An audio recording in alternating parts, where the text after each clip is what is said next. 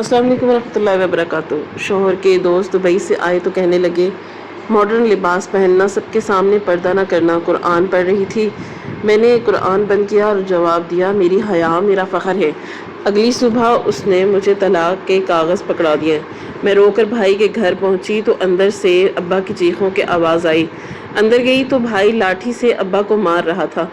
मैंने चीख कर भाई को रोका, अब्बा को सीने से लगाया। अब्बा ने कपकपाते लबों से ऐसी बात बताई कि मेरे होश उड़ गए। मैं किचन में खड़ी खाना पका रही थी जब अचानक मुझे घबराहट होने लगी थी। मुझे महसूस हो रहा था कि जैसे कुछ बुरा होने वाला है। मैंने फौरन ही हांडी का चूल्हा बंद कर दिया था और किचन से बाहर आ गई जब अचानक मुझे सांस लेने में दुश्वारी होने लगी थी। मैं वहीं ज़मीन पर बैठकर गहरी गहरी सांस लेने लगी। मेरे शौहर कमरे में ही मौजूद थे। मैं उनको बुलाना चाहती थी, उनको पुकारना चाहती थी, लेकिन घबराहट इतनी थी कि मैं उनका नाम भी अपने लबों से अदा नहीं कर पा रही थी। मैंने बड़ी मुश्किल से पास पड़ा हुआ ग्लास ज़ोर से ज़मीन पर गिराया था जब अचानक अंदर से उनकी आवाज़ आई, क्या हुआ नजमा, सब खैरियत है ना? मगर मुझे इतनी घुटन हो रही थी कि मैं कुछ बोल नहीं पाई थी। मैंने साथ रखा हुआ जग भी गिरा दिया था, लेकिन तब भी वो बाहर नहीं आए थे। सिर्फ उनकी आवाज़ बाहर आई थी, क्या हुआ नजमा, कुछ बोलोगी? मगर मैं सीधी लेट गई ज़मीन पर। मेरी आंखों से पानी निकलने लगा था। ऐसा लगता था कि जैसे किसी ने मेरा गला दबा दिया हो। अचानक ही मेरे शौहर बाहर आ गए और मेरी हालत देखकर फौरन ही मेरे करीब आए थे। उनके पास आते ही मेरी सांस बहाल होने लगी थी। वो कुछ कहते इससे पहले ही मुझे जब एकदम चक्कर से आए थे और मैं उनकी बाहों में ही बेहोश हो गई। उन्होंने बमुश्किल मुझे संभाला और सीधे कमरे में ले गए। मेरे चेहरे पर पानी के छींटे मारे। मेरी आंख फौरन खुल गई। ऐसा लगता था कि जैसे मैं किसी गहरी खाई से बाहर निकली हूँ।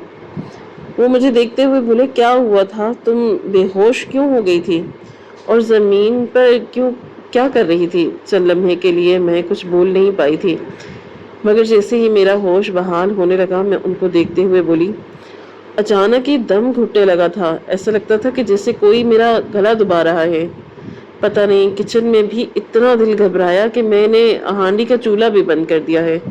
सालन ख़राब हो जाएगा, अब आग लगा देंगे जाकर। मैं जबकि वो बोले, हाँ मैं कर देता हूँ, लेकिन तुम्हें क्या हुआ है, डॉक्टर के पास ले चलूँ? आज से पहले तो तुम्हारे साथ कभी ऐसा नहीं हुआ।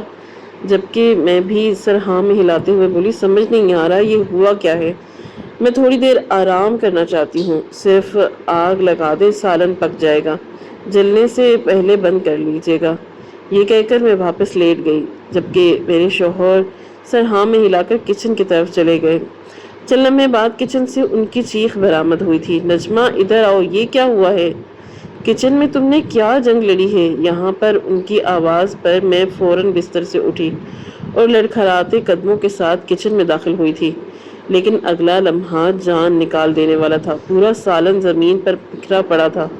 मेरे शौहर एक तरफ खड़े थे। मेरे मसाले के डिब्बे, सब्जियां और हत्ता के फ्रिज के अंदर मौजूद सामान भी ज़मीन पर पड़ा हुआ था।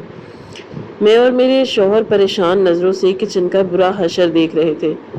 वो कुछ कहते थे इससे पहले ही मैं घबराए हुए लहजे में बोली, ये सब कैसे हुआ? मैं बिल्कुल साफ किचन छोड़कर गई थी बाहर। जैसे ही मुझे घबराहट होने लगी मैं बाहर आ गई। ये फ्रिज का सामान कैसे बाहर आ गया? जबकि वो बोले, ये तुमने ही फेंका होगा, इस दिन भी तुम्हें गुस्सा आ गया था तो तुमने सारा सामान बाहर फेंक दिया था। अभी भी तुमने गिलास और जग फेंका था। मैं फौरन बोली, वो तो आपकी तवज्जो हासिल करने के लिए किया था, क्योंकि मुझे सांस लेने में दुश्वारी हो रही थी और मैं आवाज़ नहीं दे पा रही थी। लेकिन ये सामान मैंने नहीं फेंका। अचानक भी मुझे देखते हुए बोले, कोई ज़रूरत नहीं है आराम करने की, बिला वजह का तमाशा बनाया हुआ है। किचन साफ़ करो, मैं बाहर जा रहा हूँ। वैसे भी कल मेरे दोस्तों को आना है, इन्हें भी करने में अभी एयरपोर्ट जाना होगा। मैं कुछ कपड़े लेने जा रहा हूँ, तुम किचन का हाल दुरुस्त करो। जबकि मैं बिना भी कुछ कहे खामोशी से पूरे किचन का जायज़ा ले रही थी। मेरे शौहर चले गए थे।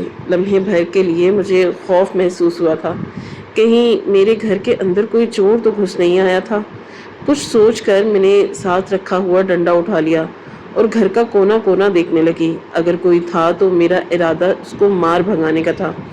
میرا پورا کچن برباد کر دیا تھا، لیکن گھر میں کوئی بھی نہیں تھا۔ گھر کی کنڈی بھی اندر سے لگی ہوئی تھی، لیکن یہ سامان کیسے گرا سوچ سوچ کر میرا دماغ خراب ہونے لگا تھا۔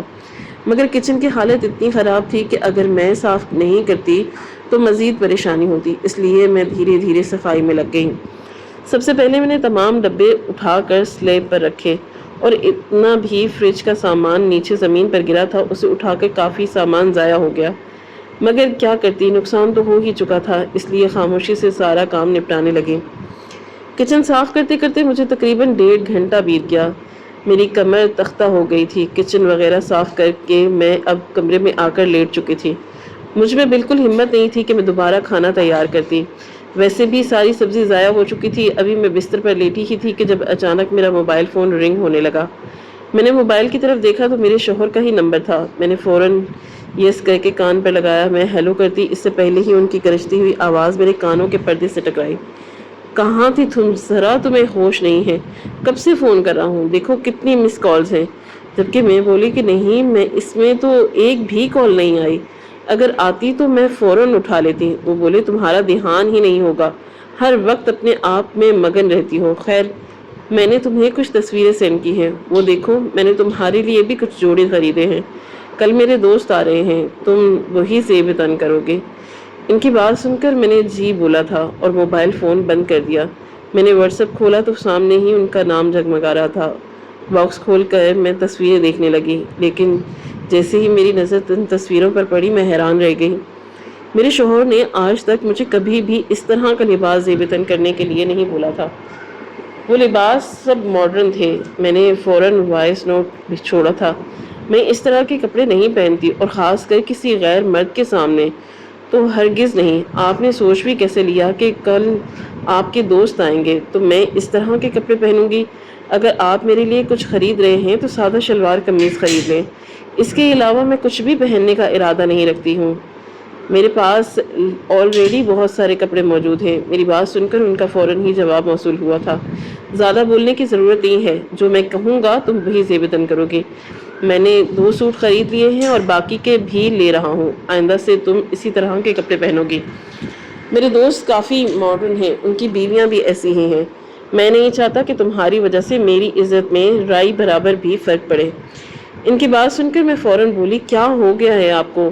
میں ایسا کچھ بھی کرنے کا ارادہ نہیں رکھتی، خدا کے لیے مجھے بخش دے، میں ایسے کپڑے نہیں پہنوں گی۔ انسان کی ایک عزت ہوتی ہے اور میں اپنی عزت گنوانا نہیں چاہتی۔ یہ کہہ کر میں نے موبائل ایک طرف پٹک دیا۔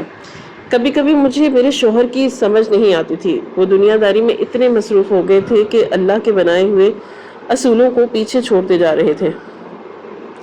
اپنا آپ لوگوں میں اچھا ثابت کرنے کے لیے وہ کسی بھی حد تک چلے جاتے تھے، اور آج جس حد کو وہ کراس کرنے کی بات کر رہے تھے، میرا دماغ خراب ہو گیا تھا۔ کچھ دیر تک میں غصے میں بیٹھی ہی رہی، لیکن نیند مجھے پر اب بھی دھیرے دھیرے حاوی ہونے لگی تھی، اس لیے میں لیٹ کر کب گہری نیند میں گئی مجھے کچھ پتہ نہیں چلا۔ وقت کی رفتار نہ تھم تھی نہ کبھی تھم پائے گی۔ میری آنکھ میرے شوہر کے جگانے پر کھلی تھی، وہ سامنے ہی کھڑے ہوئے تھے، ہاتھ میں کافی شاپر وغیرہ بھی تھے، اور میں مندی مندی آنکھ کھول کر جاگی تو وہ مجھے دیکھ کر بولے یہ تمہارے لیے لائے ہوں، انہیں زیب تن کر کے دیکھ لو، اور کھانا بھی میں نے خرید لیا ہے۔ مجھے پتا تھا کہ تم کچن نہیں بناؤ گی، کچن تو واقعی تم نے صاف کر لیا۔ ان کی بات سن کر میں ہلکا مسکرائی تھی اور بولی ہاں میں کھانا لگاتی ہوں، کپڑے آپ ایک طرف رکھ دیں، وہی ماڈرن کپڑے تو نہیں لائے نا؟ جبکہ وہ بولے پہلے کھانا کھا لیتے ہیں پھر اس کے بارے میں بات کریں گے۔ میں ہاں بول کر پہلے واش روم گئی تھی، خود کو فریش کیا اور پھر کچن میں آ کر پلیٹیں وغیرہ نکال کر لے آئی۔ کھانا لے کر وہ زمین پر بیٹھ چکے تھے۔ ہم دونوں میاں بیوی میں عادت تھی کہنے کو ہمارے گھر میں ڈائننگ ٹیبل بھی موجود تھی، مگر ہم پھر بھی زمین پر بیٹھ کر ہی کھانا کھاتے تھے۔ میں نے فوراً ہی دسترخوان لگایا تھا اور سالن وغیرہ پلیٹ میں لگانے لگی۔ وہ مجھے دیکھتے ہوئے بولے میں تمہاری بات کے بارے میں سوچتا رہا ہوں، لیکن دیکھو کبھی کبھی ہمیں دنیا کے حساب سے بھی چلنا ہوتا ہے۔ جب تمہارا شوہر تمہیں اجازت دے رہا ہے کہ تم اس طرح کی ڈریسنگ کر لو تو تمہیں کیا مسئلہ ہے؟ میں تم پر کوئی اور حکم لاگو نہیں کر رہا، صرف اور صرف اپنا اختیار جتانا چاہتا ہوں۔ سب کی بیویوں کی طرح میں بھی چاہتا ہوں کہ میری بیوی بھی سب کے درمیان خوبصورت لگے۔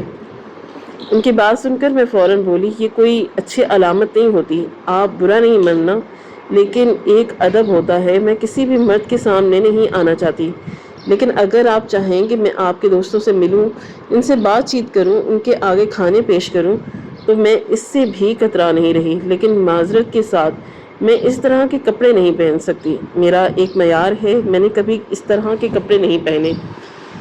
میں اپنے سگے بھائیوں کے سامنے ادب کے کپڑے پہننا پسند کرتی ہوں۔ تو پھر وہ تو ایک نامحرم مرد ہے، آپ تو کم از کم میری بات سنیں۔ میری بات سن کر اچانک ہی وہ مجھے دیکھتے ہوئے غصے سے بولے، نامحرم کیا لگایا ہوا ہے تم نے؟ اس سے کوئی فرق نہیں پڑتا، مجھے پتا ہے میرے دوست کتنے اچھے ہیں، وہ سب نظروں کے بہت ہی بہترین مرد ہیں، تم ان کے ساتھ کمفرٹیبل رہو گی، بلکہ بہت اچھا محسوس کرو گی۔ جبکہ میں بولی، کبھی بھی کوئی عورت غیر مرد کے ساتھ کمفرٹیبل نہیں فیل کرتی، اور نہ میں ہونا چاہتی ہوں، پلیز مجھے مجبور مت کریں۔ میری بات سن کر اچانک ہی انہوں نے کھانا اڑا کر ایک طرف پھینک دیا اور اپنی جگہ سے کھڑے ہوتے ہوئے بولے، اگر تم نے میری حکم کی عدولی کرنے کی ضرورت کی تو یاد رکھنا میں تم سے سارے رشتے توڑ دوں گا۔ میری معاشرے میں ایک عزت ہے، جب ہمارا رشتہ ہو رہا تھا میری ماں نے تمہیں صاف الفاظ میں بتایا تھا کہ میرا بیٹا کافی کھلے دماغ کا مرد ہے، اسے اس طرح کی خواتین بالکل پسند نہیں جو اس کی بات کو ٹال دیں۔ اگر تمہارا شوہر تمہیں اس طرح رہنے کا بول رہا ہے تو تمہیں رہنا چاہیے، اور اگر نہیں رہ سکتی تو اپنا بندوبست کر لو۔ مجھے عورتوں کی کمی نہیں ہے، میں نے تو پہلے ہی امی سے کہا تھا کہ میں اس چھوٹے سے گھر کی لڑکی کو نہیں لانا چاہتا۔ اگر مجھے اکیلے ہی رہنا ہے تو میں ایسی لڑکی کو کیوں لاؤں جو صرف اور صرف گھر ہی سنبھال سکتی ہو۔ شروعات میں نے تمہیں کتنا کہا تھا کہ تم نوکری کر لو، لیکن نہیں، تمہیں تو صرف اور صرف حرام کی روٹی توڑنی تھی۔ اگر وہ توڑ رہی تھی تو کم از کم میرا ساتھ تو دو۔ ان کی بات سن کر میں پتھر کا مجسمہ بن گئی، مجھے سمجھ نہیں آ رہا تھا کہ کس بات پر رد عمل ظاہر کروں، کھانا ایک طرف پھینک دینے پر یا ان کے جملوں پر۔ فی الحال میں نے خاموشی سے کھانا سمیٹنا شروع کر دیا اور وہ کمرے سے باہر چلے گئے۔ میری آنکھوں میں آنسو آ چکے تھے، مجھے آج اپنی پسند پر بے حد پچھتاوا ہو رہا تھا۔ جس وقت میرا رشتہ آیا تھا میرے بھائی نے مجھے سمجھایا تھا کہ مجھے یہ فیملی سمجھ نہیں آ رہی، میں امی کو منع کر رہا ہوں، لیکن انہوں نے کہا کہ تم ان کی طرف مائل ہو، مگر دیکھ لو آگے پچھتاؤ ہوگا۔ اور اس وقت میں نے صرف یہ بول کر خاموشی ہو گئی تھی کہ آپ نے تو اپنی پسند کی شادی کر لی، کم از کم مجھے تو کرنے دے، پڑھا لکھا انسان اتنی آسانی سے نہیں ملتا، مجھے میری زندگی مرضی سے گزارنے دیں۔ اور آج مجھے اس بات کا بے حد افسوس ہو رہا تھا کہ کاش میں کسی ایسے انسان سے شادی کرتی جس میں غیرت ہوتی، جو اپنی بیوی کو لے کر حد سے زیادہ حساس نہ ہوتا، زیادہ نہ صحیح کم از کم اپنی بیوی کو کسی مرد کے سامنے اس طرح بے لباس کرنے کا حکم نہ دیتا۔ میں نے کمرے کو صاف کیا اور چپ چاپ بیڈ پر بیٹھ گئی۔ کہنے کو مجھے بہت بھوک لگی تھی، لیکن ان کے جملوں نے میری بھوک کو مار دیا۔ روتے روتے میں کب سوئی مجھے کچھ علم نہیں۔ اگلی صبح کا سورج پوری آب و تاب سے روشن ہوا۔ صبح سے ہی وہ کافی خوش نظر آ رہے تھے کیونکہ شام ان کے دوستوں کو آنا تھا۔ میں نے ان سے کوئی بات چیت نہیں کی، مگر وہ بہانے سے مجھے مخاطب کرنے کی کوشش کر رہے تھے۔ ابھی ناشتہ بنا کر میں کمرے میں ہی آئی تھی کہ جب اچانک میری نظر صوفے پر رکھے ہوئے کپڑوں پر گئی۔ انہوں نے جو لباس کل میرے لیے خریدا تھا وہ نکال کر رکھا ہوا تھا۔ یقیناً وہ یہ امید کر رہے تھے کہ رات کو میں اس طرح کا گھٹیا لباس پہنوں گی۔ وہ کچھ کہتے اس سے پہلے ہی میں بولی، میں پہلے ہی آپ کو بتا دینا چاہتی ہوں، اگر آپ کے دماغ میں رات کے حوالے سے کچھ چل رہا ہے تو اسے براہ کرم نکال دیں، کیونکہ میں اس طرح کے لباس پہن کر خود کو نمائش نہیں بنانا چاہتی۔ میری بات سن کر وہ بولے، دیکھو تم اتنا غصہ کیوں کر رہی ہو، اس میں کیا خرابی ہے، پورا لباس ہے، بس تھوڑا فٹ ہے اور ماڈرن ہے۔ آج کے زمانے میں تو لڑکیاں اس طرح کا لباس پسند کرتی ہیں۔ جبکہ میں ان کو دیکھتے ہوئے بولی، آپ پاگل ہو گئے ہیں، اگر وہ دبئی سے آ رہے ہیں تو انہیں اپنا کلچر دکھائیں، انہیں بتائیں کہ آپ کتنے مہذبی انسان ہیں، آپ کے گھر کی عورتیں کتنی نیک ہیں جو صرف اور صرف آپ کے لیے تیار ہوتی ہیں، آپ کے لیے مخلص ہیں۔ جبکہ وہ بولا، آج کے زمانے میں ان چیزوں کی کوئی عزت نہیں ہے، ایسی عورتوں کو صرف اور صرف فضول سمجھا جاتا ہے، اور میں نہیں چاہتا کہ میری جوڑی کو فضول سمجھا جائے۔ جس طرح سب اپنی اپنی بیگمات کے ساتھ اٹھتے بیٹھتے ہیں، ان کے ساتھ تصاویر شیئر کرتے ہیں، میرا بھی من ہے کہ میں بھی ایسا کروں۔ بس میں نے کہہ دیا کہ تم یہی پہنو گی۔ میں نے فی الحال ان کو کوئی جواب نہیں دیا تھا۔ میں صبح صبح کوئی بدمزگی نہیں چاہتی تھی۔ خاموشی سے ناشتہ لگا، ایک طرف بیٹھ گئی اور وہ اپنی تیاری مکمل کر کے میرے ساتھ ہی بیٹھ گئے۔ اس دوران ہم دونوں کے درمیان کوئی بات چیت نہیں ہوئی۔ ناشتہ کر لینے کے بعد وہ مجھے دیکھتے ہوئے بولے، تمہیں ابھی تھوڑی دیر تک رات کے کھانے کا سامان دے جاؤں گا، تم رات میں بریانی، شامی کباب اور کڑھائی بنا لو، میٹھا میں باہر سے لے آؤں گا اور کولڈ ڈرنک بھی، اس کے علاوہ کچھ کرنا ہے؟ ان کی بات سن کر میں فوراً بولی، اتنا کھانا میں اکیلے کیسے بناؤں گی، اور آپ مجھے آج بتا رہے ہیں؟ جبکہ وہ فوراً بولے، میں نے تو تمہیں 2 دن پہلے ہی بتا دیا تھا، لیکن شاید تمہیں دلچسپی نہیں تھی۔ ان کی بات سن کر میں بولی، آپ کے صرف 3 دوست آ رہے ہیں، ان کی بیویاں بھی نہیں آ رہی تھی، تو آپ ایک کام کریں، انہیں کسی ہوٹل پر لے جائیں، نہ مجھے ملنا پڑے گا، اور اگر میرا ملنا اتنا ہی ضروری ہے تو میں بھی چل لوں گی، اور اوپر سے برقع پہن لوں گی، کپڑوں کی فکر ہی نہیں ہوگی۔ میری بات سن کر وہ فوراً بولے، دیکھو آج وہ لازمی آئیں گے، ان لوگوں کی ڈیمانڈ ہی یہی تھی کہ تمہارے ہاتھ کا کھانا کھانا چاہتے ہیں، ان کے آنے سے پہلے پہلے کھانا بھی تیار کر لینا اور خود بھی ریڈی ہو جانا۔ میں نے اس بارے میں کوئی جواب نہیں دیا تھا، بس کھانے کے لیے حامی بھر لی۔ وقت کی رفتار دھیرے دھیرے گزرتی جا رہی تھی۔ انہوں نے 1.5 گھنٹے بعد مجھے سارا سامان لا دیا۔ میں صبح سے ہی کام میں لگ گئی، اسی لیے عصر کی نماز کے بعد فارغ ہو چکی تھی۔ ابھی عصر کی نماز سے فارغ ہو کر میں نے قرآن کھولا ہی تھا کہ جب اچانک میرے شوہر گھر میں آ گئے۔ یقیناً اپنے دوستوں کی وجہ سے آج انہوں نے جلدی چھٹی لے لی تھی۔ اپنے ساتھ لایا ہوا میٹھا اور کولڈ ڈرنک وغیرہ فریج میں رکھ کر وہ میرے پاس آ گئے، اور مجھے اس طرح سادہ لباس میں دیکھ کے وہ فوراً بولے، جاؤ جلدی سے ماڈرن کپڑے لو، میرے دوست کسی بھی وقت آتے ہوں گے، میری عزت ہے سب کے سامنے، مجھے اس طرح رسوا مت کرو، اس طرح کے کپڑوں میں تم ان کے سامنے نہیں آ سکتی، کچھ تو سمجھو۔ ان کی بات سن کر میں فوراً بولی، دیکھیں میں قرآن پڑھ رہی ہوں، مجھے پریشان نہیں کرے، نہ ہی میں آپ کے دوستوں کے سامنے آؤں گی اور نہ ہی آپ کی عزت میں گھاٹا آئے گا، میں صرف اور صرف ان کو سلام کروں گی اور کھانا لگا کر چلی جاؤں گی، یہی ایک بہترین عورت ہونے کا مثال ہے۔ اور مجھے آپ کی ایک بات بتائیں، اگر کوئی شخص کنویں میں چھلانگ لگا رہا ہو تو کیا آپ بھی ان کے ساتھ چھلانگ لگائیں گے؟ اس کو روکیں گے نا؟ تو بس جو سب کہہ رہے ہیں اور کر رہے ہیں آپ کا کرنا لازم نہیں ہے۔ میری بات سن کر وہ فوراً بولے، میرے پاس تمہاری ان فضول باتوں کا جواب نہیں ہے، صرف تمہیں اتنا کہنا چاہتا ہوں، اگر آج تم تیار نہیں ہوئی تو یاد رکھنا کل دوپہر تک میں تمہیں چھوڑ دوں گا، طلاق دے دوں گا، اپنا اور تمہارا رشتہ ختم کر لوں گا، تم مجھے ابھی نہیں جانتی۔ جبکہ میں بھی فوراً بولی، اگر مجھے اللہ کا احکام ماننے کے لیے آپ کی نافرمانی کرنی پڑے تو میں کروں گی، لیکن کسی نامحرم کے سامنے اس طرح کا لباس پہن کر نہیں آؤں گی، یہ بھی میری ضد ہے۔ جبکہ وہ مجھے گھور کر چلے گئے تھے۔ ان کو لگ رہا تھا کہ میں ان کی بات مان کر ایک ایسا لباس پہن لوں گی جو میرے وجود کو دوسرے مردوں کے سامنے نمایاں کرے گا، اور میں ایسا نہیں کر سکتی تھی۔ شوہر سے پہلے میرے لیے اللہ کے احکام ضروری تھے، اس کے بعد ہی شوہر میرے لیے ایک حیثیت رکھتے تھے۔ وقت کی رفتار دھیرے دھیرے گزرتی جا رہی تھی۔ مغرب کی اذان جیسے ہی شروع ہوئی میرا دل دھڑکنا شروع ہو گیا۔ میرے شوہر کے دوست کسی بھی وقت آ سکتے تھے۔ میں نے کپڑے تبدیل نہیں کیے تھے۔ چند لمحے بعد ہی گھر کی ڈور بیل بجی تھی اور دروازہ کھلنے کی آواز آئی تھی۔ یقیناً میرے شوہر نے مجھے آنے کو سگنل دے دیا تھا، ورنہ ان کے پاس چابیاں وغیرہ موجود تھیں۔ میں گہری سانس لے کر اچھی طرح دوپٹے میں خود کو لپیٹ کر باہر آ گئی۔ گھر کے اندر 3 مرد اور میرے شوہر داخل ہوئے۔ ان کے ساتھ موجود لڑکیاں بھی کافی بے باک لباس میں تھیں۔ میں نے ان لوگوں کے آتے ہی آگے بڑھ کر سلام کیا، جبکہ وہ لوگ مجھے شاید اس گھر کی ملازمہ سمجھ رہے تھے۔ میرے شوہر آنکھوں ہی آنکھوں میں مجھے کھا جانا چاہتے تھے، لیکن میں نے خود کو آگے بڑھ کر اپنا تعارف فخر سے کروایا تھا کہ میں جمشید کی بیوی ہوں۔ ان کے دوستوں نے اور ان کی بیگموں نے مسکرا کر ایک دوسرے کو دیکھا تھا۔ یقیناً وہ میرے لباس کا مذاق بنا رہے تھے۔ انسان کو ایسے لوگوں سے رابطہ ہی نہیں رکھنا چاہیے جو اس طرح کے گھٹیا سوچ کے مالک ہوتے ہیں، جن کے لیے انسان سے بڑھ کر ان کا لباس ہوتا ہے۔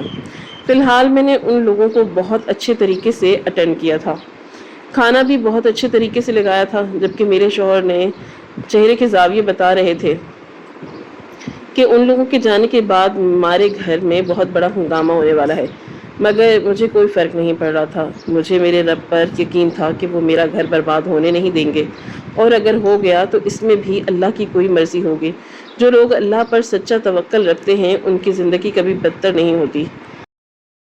وقت دھیرے دھیرے اور گزرا، میرا اخلاق ان سب کو متاثر کر گیا تھا۔ سب بہت اچھے سے ملے تھے اور تقریباً رات کے 11 بجے ہمارے گھر سے رخصت ہوئے تھے۔ مجھے لگا تھا کہ اب میرے شوہر ان لوگوں کے جاتے ہی مجھے دیوار سے لگا کر خوب سخت سنائیں گے۔ میں نے خود کو ہر چیز کے لیے تیار کر لیا تھا، ان کے ہر جملے کا جواب بھی میرے پاس پہلے ہی تیار تھا،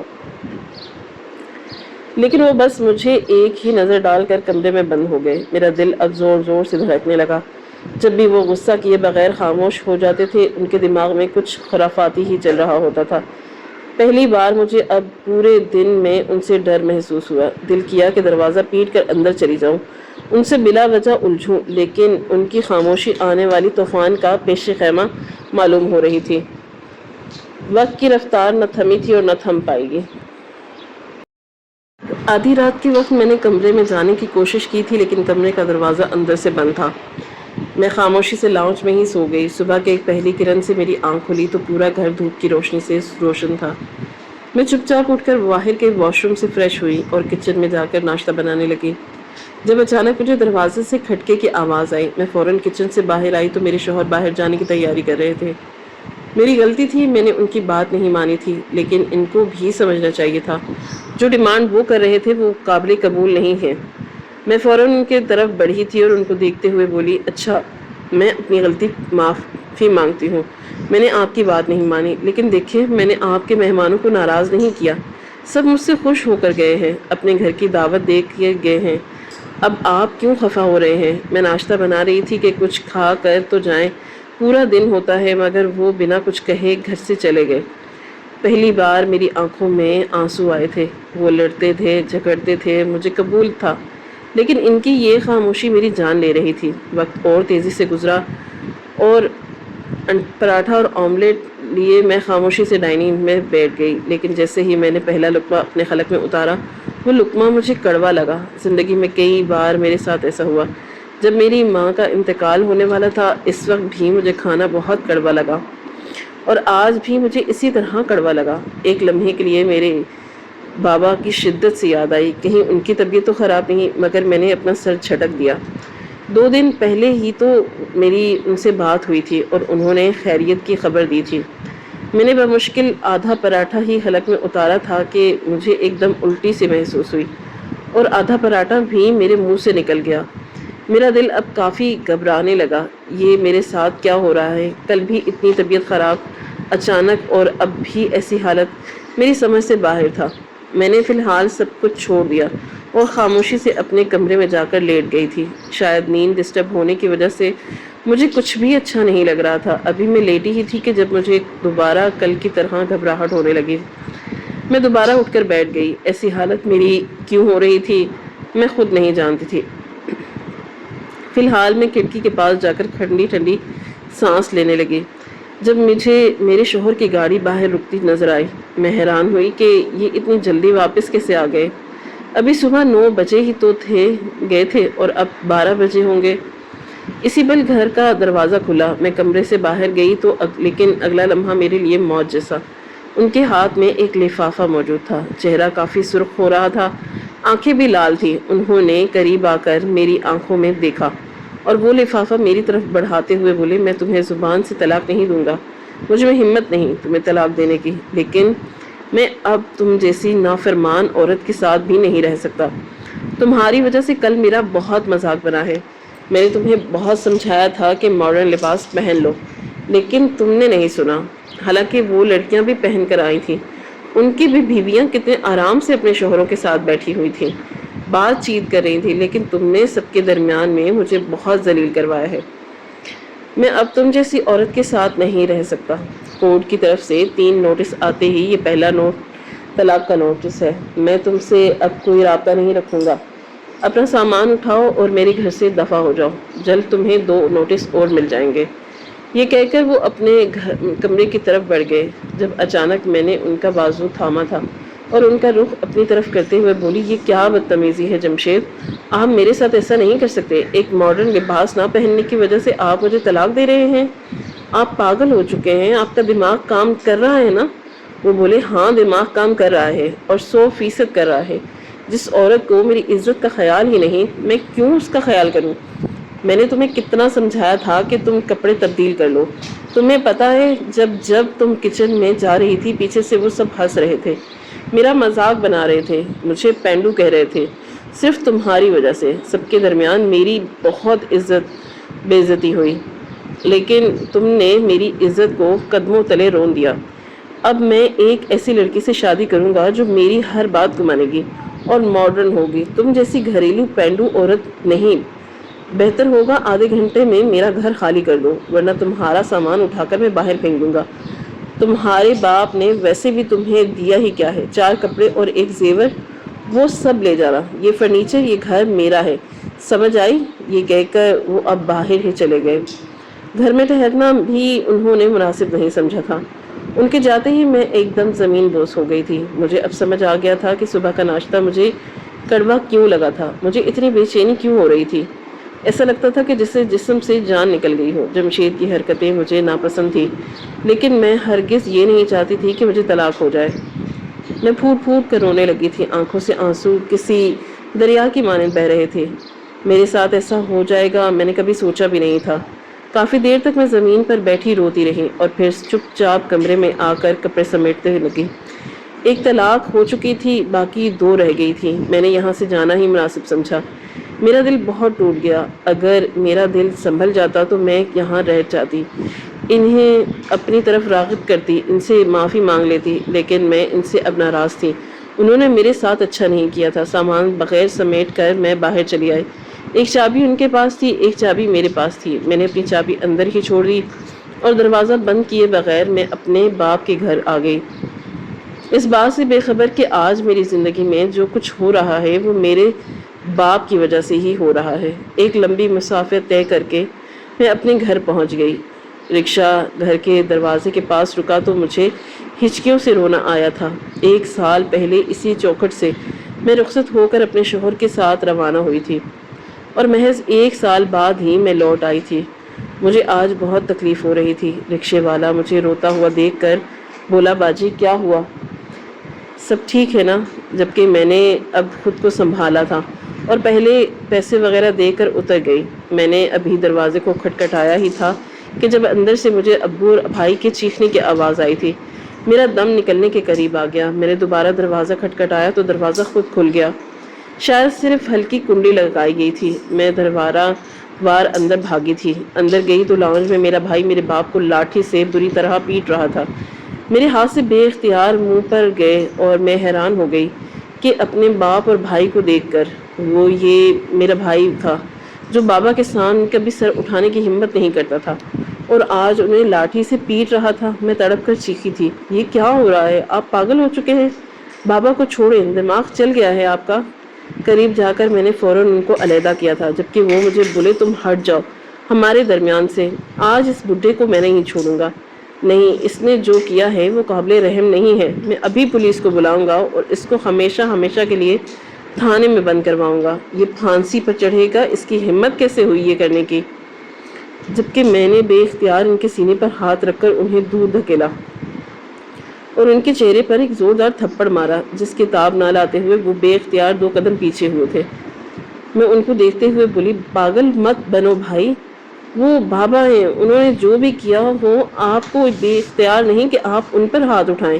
آپ کو پتہ ہے آپ جہنم میں جانے کا کام کر رہے ہیں، حد کرتے ہیں آپ دماغ چل گیا ہے آپ کا کہ آپ کا وہ بولے تم نے مجھ پر ہاتھ اٹھایا؟ تم نے ایک دفعہ اپنے باپ سے نہیں پوچھا انہوں نے کیا حرکت کی ہے؟ تمہیں اگر پتہ چل گیا نا تو تم ان کی شکل دیکھنا بھی گوارا نہیں کرو گی، بلکہ ان کا ہاتھ پکڑ کر ان کو گھر سے باہر نکال دو گی۔ میں تو صرف مار رہا ہوں نا، تم ان کا قتل کر دو گی۔ میں ان کو دیکھتے ہوئے بولی، میں ایسا ہرگز نہیں کروں گی۔ مجھے معلوم ہے رب العالمین نے کیا بولا ہے، والدین کی عزت کرو، ان کی ہر غلطی کو معاف کرنا سیکھو۔ وہ بوڑھے ہیں، اگر ان سے کوئی غلطی ہو گئی ہے تو ان سے وجہ پوچھیں، آخر انہوں نے ایسا کیوں کیا، اور اگر ان کے پاس کوئی وجہ نہ ہو تب انہیں معاف کرنا سیکھیں۔ اولاد ماں باپ پر ہاتھ نہیں اٹھا سکتی، اور جو اٹھاتی ہے وہ جہنم میں جاتی ہے۔ کیا آپ کو نہیں معلوم انہوں نے ہی آپ کو پیدا کیا ہے؟ اگر یہ نہ ہوتے تو آپ اپنے بڑے نہ ہو پاتے۔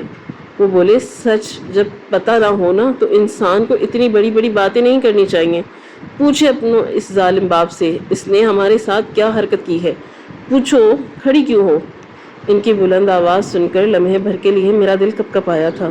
آخر بابا نے ایسا کیا تھا جو بھائی اتنا غصے میں تھے.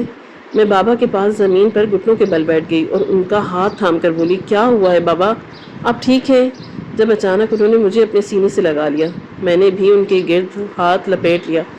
اپنے باپ کے سینے سے لگ کے نہ جانے کیوں مجھے اس بار سکون نہیں ملا ورنہ ہمیشہ ان کے سینے سے لگ کر مجھے سکون ملتا تھا. اندر تک ٹھنڈک محسوس ہوتی تھی لیکن آج پہلی بار مجھے وحشت سی ہوتی تھی. میں بے اختیار ان سے پیچھے ہوئی اور ان کو دیکھتے ہوئے بولی بھائی آپ کو کیوں مار رہے تھے. میں یہاں پر ہوا کیا ہے اور بھابھی کہاں ہیں بچے کہاں ہیں سب کیا چل رہا ہے. میں اپنی پریشانی مکمل طور پر بھول گئی تھی. اگر مجھے اب کچھ یاد تھا تو اپنے گھر کا مسئلہ اور اپنے باپ کی روتی ہوئی آنکھیں. وہ مجھے دیکھتے ہوئے بولے میں بہت برا انسان ہوں. اسلم بالکل ٹھیک کہہ رہا ہے. مجھ جیسے انسان کو اسی طرح لاٹھی سے مار کر ختم کر دینا چاہیے. تم اس کو مت روکو. تم مارو مجھے اتنا مارو کہ میں مر جاؤں. مجھے جینے کا کوئی حق نہیں. بابا کی بات سن کر بھائی فوراً چلائے تھے میرے سامنے مظلوم بننے کی اداکاری مت کرو. تم کیا سمجھتے ہو یہ اداکاری کر کے تم بچ جاؤ گے. میں تمہیں واقعی نہیں چھوڑوں گا. اگر چھوٹی نہیں آتی تو آج میں تمہیں مار ہی دیتا. جب میں فوراً بولی آپ اندر چلے جائیں کمرے میں آ کر آپ سے بات کروں گی. یہ کوئی فلم نہیں چل رہی یہ ہماری زندگی ہے. آپ جائیں اندر. میرے غصہ بھرا انداز دیکھ کر میرا بھائی نہ چاہتے ہوئے بھی اندر چلا گیا تھا. میں نے اب اپنے باپ کو دیکھا تھا جو نم آنکھوں سے مجھے دیکھ رہے تھے اور میرا ہاتھ تھام کر بولے میری اتنی طرفداری نہیں کرو. تمہیں نہیں پتا میں کتنا گھٹیا انسان ہوں. میری وجہ سے تم سب کی زندگی برباد ہوئی ہے. میں ہی اصل قصوروار ہوں. آج جو تمہارے ساتھ ہوا ہے یہ بھی میری وجہ سے ہی ہوا ہے. ان کی بات سن کر میں ان کو دیکھنے لگی. آخر ان کو کیسے پتا کہ مجھے ایک طلاق ہوئی ہے. وہ بولے یہ سب میری اس بے وقوفی کا نتیجہ ہے جو میں نے تمہاری ماں کی زندگی میں کیا تھا. میری ایک بے وقوفی نے تم سے تمہاری ماں چھین لی. آج تمہارا رشتہ ختم ہو گیا. میں لاچار ہو گیا. میرا بیٹا مجھ پر ہاتھ اٹھا رہا ہے. یہ سب میری وجہ سے ہوا. میں فوراً بولی آپ کو کیسے پتا کہ میری طلاق ہوئی. اس بات کا ذکر تو میں نے ابھی تک کیا بھی نہیں. بابا میری بات سن کر وہ کچھ دیر خاموش رہے اور پھر مجھے دیکھتے ہوئے بولے دراصل میں ایک پیر بابا کے پاس چلا گیا تھا. تمہاری ماں مجھے بہت سمجھاتی تھی کہ آپ ان پیر بابا کے عمل وغیرہ کے چکر میں نہ پڑیں لیکن میں سنتا ہی نہیں تھا. وہ عامل بابا مجھے بہت پیسے دیتے تھے. مجھے کبھی گڑیا کبھی انڈے کے چھلکے کبھی تیل کبھی پڑھا ہوا پانی ہار پھول کئی طرح کی چیزیں دیکھ کر حکم دیتے تھے کہ تم جاؤ اور کسی قبرستان کی قبر کے نیچے دبا کر جاؤ. یہ کام کرتے ہوئے مجھے ڈر لگتا تھا لیکن پیسوں کی اتنی ضرورت تھی میں کیا کرتا. تمہاری ماں میرے اس کام میں رکاوٹ بنی. میں نے اس بابا سے تمہاری ماں کی شکایت کر دی اور اس بابا نے میرے ہی ہاتھوں تمہاری ماں کی ہانڈی توڑوا دی. یعنی اس نے تمہاری ماں کے نام کی گڑیا دبائی اور اگلے دن میں تمہاری ماں کو ہارٹ اٹیک ہو گیا اور وہ 2 دن بعد ہی اس دنیا سے چلی گئی. میری ایک غلطی نے ہمارا ہنستا بستا گھر اجاڑ دیا. میں پھر بھی باز نہیں آیا حالانکہ مجھے پتا چل چکا تھا کہ یہ کام اس عامل بابا کا ہی ہے. اسی لیے کالا علم کرو آ کر میرا گھر اجاڑا. لیکن میں اتنا پاگل ہو چکا تھا کہ مجھے نہ کچھ نظر آیا اور نہ سمجھ. دوبارہ وہی کام کرنے لگا. لیکن تمہارے بھائی کو میری حقیقت پتا چل گئی. تمہاری بھابھی اپنی ماں کا علاج اتنی عامل پیر سے کر رہی تھی اور اس عامل بابا نے تمہاری بھابھی کو بتا دیا کہ میں نے خود اپنے ہاتھوں سے اپنی بیوی کو ختم کروایا اور اس نے تمہارے بھائی کو آ کر بتا دیا. یہی وجہ ہے کہ تمہارا بھائی مجھ پر ہاتھ اٹھا رہا تھا. آج تمہاری طلاق بھی میری وجہ سے ہوئی. میرے پاس ایک گھاک آیا تھا جو مجھ سے اپنے دشمن کا گھر تباہ کروانا چاہتا تھا. میں نے جب کام عامل بابا کے سامنے رکھا تو دونوں نے مجھے سمجھایا کہ ابھی فی الحال یہ نہیں کرتے کیونکہ اس کا الٹ تمہارے ساتھ بھی ہو سکتا ہے. مگر ایسا ممکن نہیں تھا. صرف اور صرف عنصر تھے. پیسے بہت اچھے مل رہے تھے اسی لیے میں نے ہاں کر دی. جیسے ہی اس کی یہاں طلاق ہوئی تمہارے گھر پہ بھی ہو گئی. اگر ہم کسی کے ساتھ برا کرنا چاہیں تو ہمارے ساتھ بھی اچھا نہیں ہوتا. اور یہ بات تمہارے بھائی کو اور پتہ چل گئی اس لیے وہ اتنا بھڑک گیا اور مجھ پر لاٹھی برساتی. میں بہت شرمندہ ہوں بیٹا. یہ سب میری وجہ سے ہوا. مجھے معاف کر دو. وہ میرے آگے ہاتھ جوڑ رہا تھا. سسک سسک کر رونے لگے. جبکہ میں پتھر کا مجسمہ بن کر بیٹھ گئی۔ کیا میری ماں کے قاتل میرے بابا تھے؟ کیا میری طلاق کے ذمہ دار وہ تھے؟ کیا ہمارا ایمان اتنا اچھا ہو گیا تھا کہ ہم انسانوں کی باتوں پر یقین کر کے اپنے بھاپ پر ہاتھ اٹھائیں، ان پر غصہ کریں، انہیں گالیاں دیں کیونکہ میری طلاق ہو گئی؟ کچھ دیر تک میں ان کا چہرہ دیکھتی تھی اور پھر سر نفی میں ہلا کر بولی، بھائی کی طرف سے میں آپ سے معذرت چاہتی ہوں۔ میں مانتی ہوں آپ نے جو کیا وہ غلط ہے۔ آپ نے انسان سے کالا علم کروایا جس کی وجہ سے آپ کے گھاگ کے دشمن کو طلاق ہو گئی، جس کا الٹ میرے ساتھ ہوا۔ اس کا مکافات عمل کہتے ہیں۔ لیکن امی کا مر جانا یہ کسی عامل بابا نے نہیں کروایا۔ ہاں، اس نے جو کام کیا وہ وسیلہ بن گیا، لیکن موت اور زندگی صرف اللہ کے ہاتھ میں ہے۔ مارنے والی ذات بھی وہی ہے اور بچانے والی ذات بھی وہی ہے۔ اگر اس عامل بابا نے کالا علم کر کے آپ کی بیوی کو ختم کیا ہے تو کیا وہ خدا ہے؟